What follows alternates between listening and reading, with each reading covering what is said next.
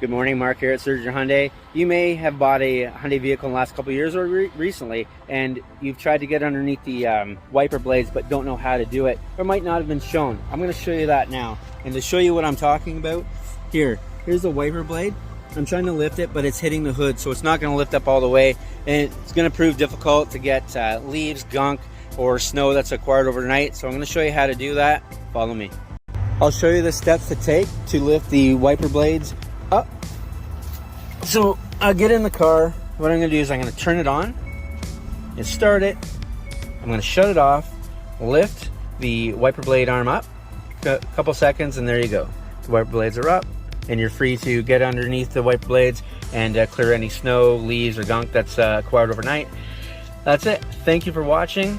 Have a great day.